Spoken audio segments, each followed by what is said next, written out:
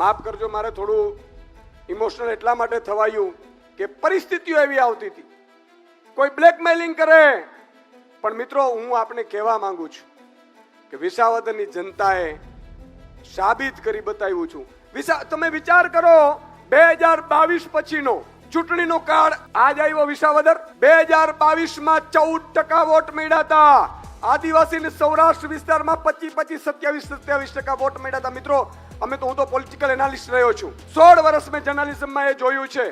182 વિધાનસભાની ચર્ચા હું અહીંયા બેઠા બેઠા સમીકરણો સાથે કરી શકું એમ છું. અને એટલા માટે હું વારંવાર બધાને કહેતો હતો ચિંતા ના કરો, કારણ કે મને ગુજરાતની જનતા માનની અરવિંદજી ઉપર વિશ્વાસ હતો કે એમણે જે ધાર્યું છે ને એ કરીને રહેશે ને. એટલા માટે એકવાર એમના માટે તાળી થઈ ગયા. આજે આ નવયુવાનોને કોણ તક આપે મિત્રો? આજે ઈશુદાન ગઢવી જેવો નાનો યુવાન સામાન્ય પરિવારમાંથી આવનારો વ્યક્તિ પ્રદેશ પ્રમુખ કઈ રીતે હોઈ શકે? આજે ગોપાલ ઇટાલિયા તમે જુઓ, છેતરભાઈ વસાવા, કોણ આપે છે આ તક?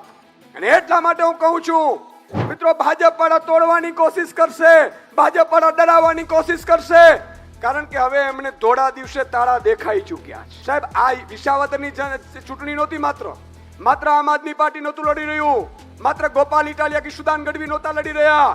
આ ચૂંટણી અસત્ય વિરુદ્ધ સત્યનું યુદ્ધ હતું.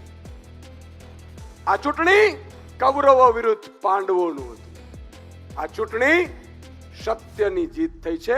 અને લાખો, તમે જુઓ, ચૂંટણીમાં એક દિવસ ચૂંટાઈ જાય ને સાંજે ઢોલ નગારા વાગી જાય, પછી બીજા દિવસે ઉજવણી ન થાય.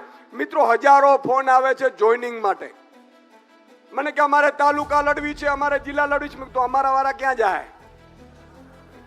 બરોબર કીધું ને? જરા ખોખારો મારીને કહો, બરોબર કીધું કે નહીં? મિત્રો, અરવિંદજીએ કીધું છે કે સુદાન, हमारी टीम जो संघर्ष के समय में खड़ी है ना, पहला मौका उनको दिया जाएगा. અને એટલા માટે મિત્રો આજે ગજ ગજ છાતી ફૂલે છે.